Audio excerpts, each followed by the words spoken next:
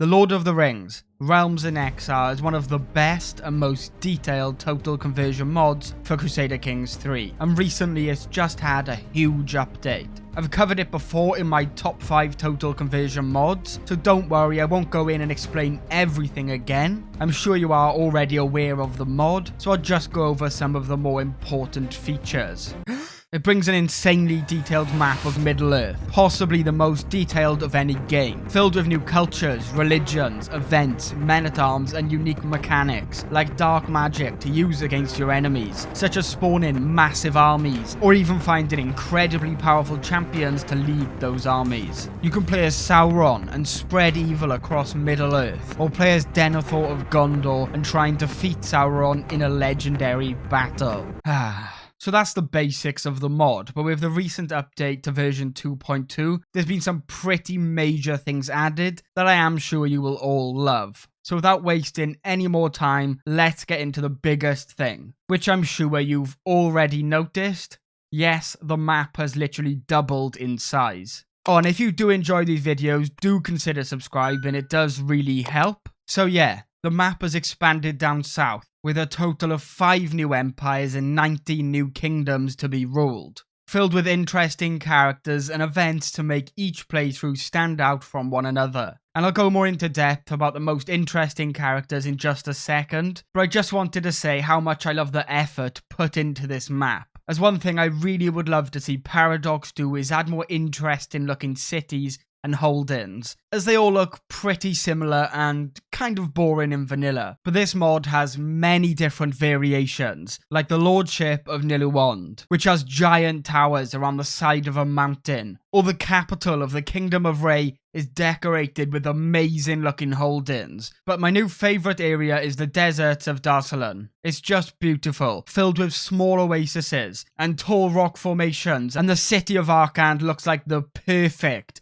seaside holiday resort next to this giant blue lake. Well, if it wasn't ruled by the Golden King. I mean, come on, there's no way you can trust this guy. I mean, unless you actually want to play as him, which is actually a lot of fun, as apart from just looking like he wants to collect your soul, you also get to be Sauron's pet at the start of the game. You get orders from Mordor to subjugate nearby areas, allowing you to send scouts ahead, either to the Dune Sea or Nafarati. And rulers of these areas may sometimes actually offer to be subjugated by you, just from fear, and unlocking a set of missions for you to complete. I also had a bunch of other events pop up while playing as the Golden King too. It's just so fleshed out with a lot for you to complete. But even in his land, there's some very unique buildings added too, like the Zeket's Palace, that at the max level makes this county so incredibly hard to conquer, with a massive +8 to fort level and a +1000 to the garrison size. And of course,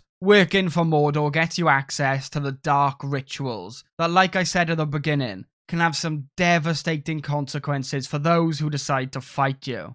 And on the other side of the war, we have High King Nilahin II of Belakar. And if somebody is able to put up a fight against the Golden King, it's definitely this guy. He starts with around 11,000 troops and has access to some great men-at-arms, like the Auxiliaries and the Phalanx. And most importantly, yes, trebuchets at the start of the game, capable of launching a 90kg projectile over 300 meters away. The clearly superior siege weapon. And you do have a unique decision to subjugate First Lord Imrakor. All you have to do is be his ally, get a high level of fame and piety, and just make sure he has a good opinion of you. Which honestly isn't that difficult to do, and it is a sizable chunk of land. There's also Vatalina of Rey, starting between both of the other characters we just talked about, and once again, I just love the way this area looks, with the big river running through the middle and the heavy jungle on the opposite side disguising the hold-ins. And honestly, this character seems like an amazing start to play tall and make some pretty great money. He starts earning around 25 gold per month, and with a few coastal farm tiles, which, as we did talk about in my playing tall guide, is probably the best tile for economy buildings. So if you are interested in learning about all the different ways you can make loads of money, a video will be linked in the top right. But also in his capital you get a special building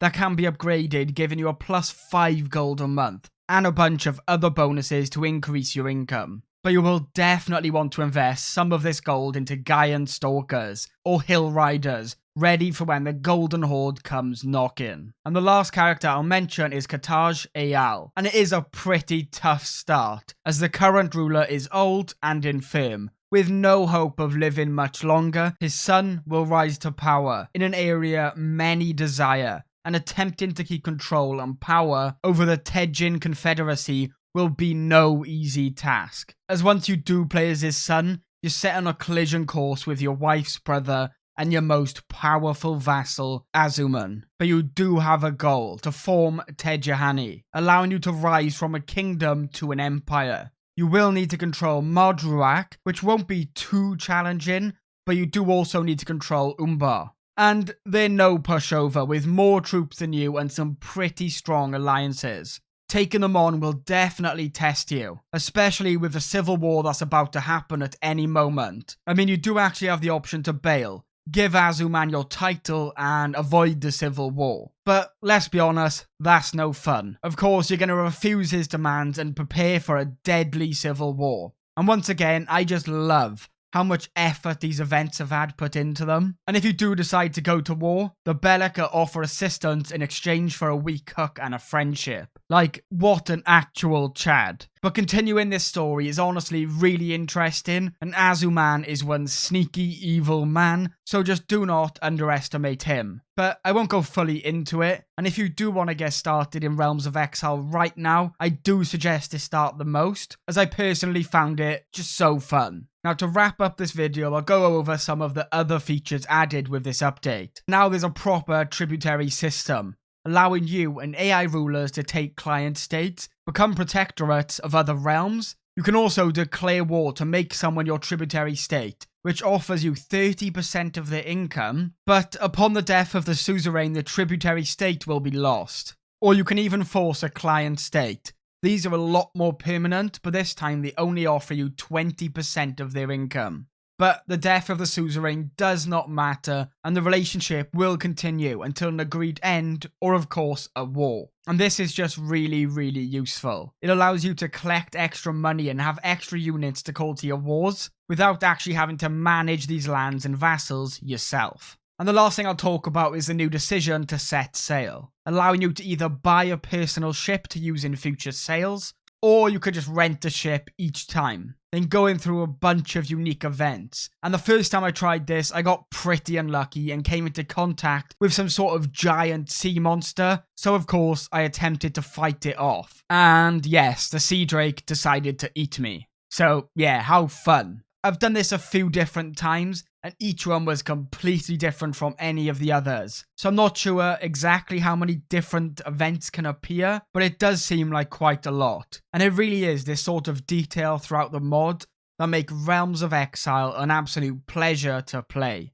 The modders behind this do everything to such a high standard, and it's mad to think you can just download this mod for free on the workshop. Like, there's so much effort and work put into this mod. Now, I can't find exact features, but what I do know is Realms version 3 will be introducing elves, version 4 will be adding dwarves, and Realms version 5 will be adding hobbits. Like, this is obviously going to take a very long time, but just imagine Realms version 5 with all these new playable characters, an even bigger map, and still keeping this level of quality throughout will make Realms of Exile some of the most fun possible inside of Crusader Kings 3.